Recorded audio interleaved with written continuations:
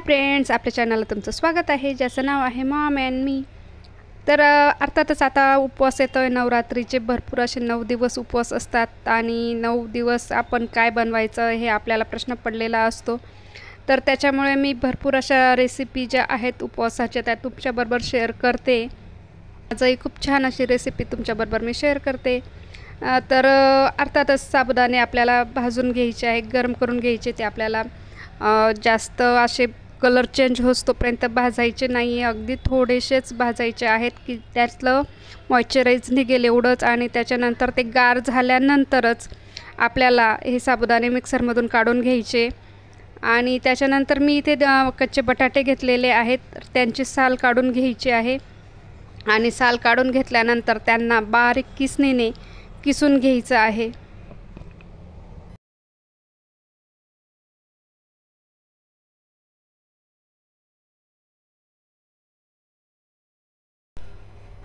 आणि त्याच्यानंतर हे जे आहेत बटाट्याचा किस केलेला, आपण याला 2 पाण्याने स्वच्छ असं धुवून घ्यायचं आहे आणि नंतर त्याला मीठ वगैरे लावायचं आहे।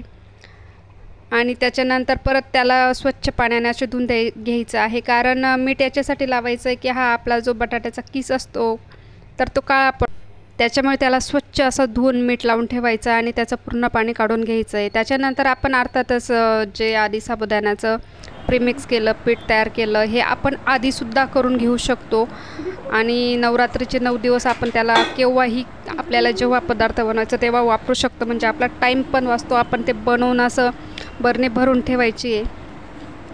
आता ते प्रीमिक्स टाकल्यानंतर मी टाकलेलं आहे त्याच्यामध्ये मिरचीची पेस्ट, मिरची मिक्सरमधून काढून घेतली आणि ती बारीक करून त्याच्यात टाकलेली आहे। आणि त्याच्यानंतर टाकलेलं आहे जिरं आणि त्याच्यानंतर मीठ आणि नंतर कोथिंबीर। तर उपवासामध्ये जर यातला कुठला पदार्थ तुम्ही वापरत नसाल तर तो तुम्ही स्किप करू शकता।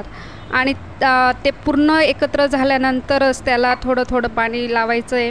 आपला जो साबुदाणा असतो तर तो पाणी शोषून घेतो, त्याच्यामुळे त्याला थोडं थोडंच पाणी लावायचं आहे, अगदी जास्त पाणी पण टाकायचं नाही, नाहीतर आपली जी रेसिपी आहे ती खराब होऊ शकते। त्याच्यामुळे पाणी थोडं थोडं टाकायचं आहे आणि पाणी लावल्यानंतर त्याला 5 ते 10 मिनिट थोडा वेळ झाकून ठेवायचं आहे। आणि त्याच्यानंतरच त्याला जर लागलं तर अजून आपण पाणी लावून ते पीठ आपल्याला जसं पाहिजे तसं बनवू शकतो।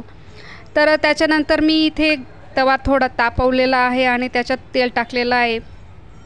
विशेष म्हणजे ही जी रेसिपी आहे त्याला फक्त नॉनस्टिक तव्यावरच बनवता येते असं नाही, आपण कोणता पण तवा वापरू शकतो। तर मी इथे घेतलेला आहे लोखंडी तवा।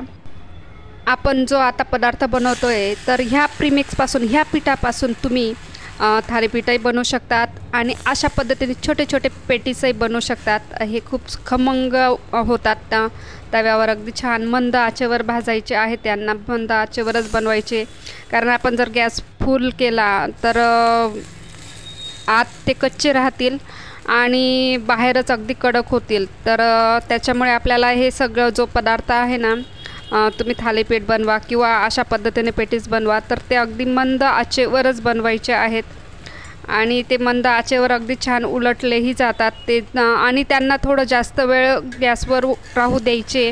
ते जर आपण लवकर पलटवायचा प्रयत्न जर केला तर ते खाली चिपकू पण शकतात आणि किंवा तुटू पण शकतात। तर आधी जे मी टाकलेले आहेत ते बघा अगदी पटापट निघाले, कारण त्यांना थोडा जास्त वेळ झालेला होता। आणि आता हे बघा, हे थोडं निघायला थोडं असं होतं, त्याच्यामुळे आपल्याला जे हे पदार्थ आहेत अगदी मंद आचेवरच करायचे आहेत अगदी। आणि आपण जर घाई केली तर ते निघत नाही अशा पद्धतीने, त्याच्यामुळे त्यांना अगदी थोडा वेळ होऊ द्यायचे। आणि हे बघा अशा पद्धतीने त्यांना उलटवून घ्यायचे। तर थोडं जास्त वेळ जर राहू दिले तर हे पटकन उलटतात अशा पद्धतीने। तर त्याच्यामुळे त्यांना अगदी मंद आचेवरच बनवायचे आहेत आणि आपण विशेष म्हणजे कुठल्याही तव्यावर आपण हे बनवू शकतो अशा पद्धतीने।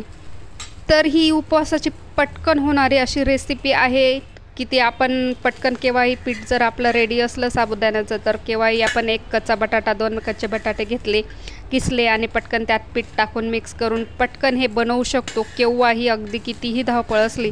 आणि विशेष म्हणजे असा पदार्थ आहे हा की याच्याने आपलं अगदी छान असं पोट भरतं। त्याबरोबर आपण चटणी वापरू शकतो किंवा हे नुसते जरी खाल्ले बिगर चटणीचे सुद्धा पटकन तर घाई असेल तर चटणी बनवायला वेळ नसेल तर असे साधेसुद्धा खूप छान लागतात, कारण आपण त्याच्यामध्ये थोडा मिरचीचा वापर केलेलाच असतो, त्याच्यामुळे ते असेसुद्धा खूप सुंदर असे लागत असतात.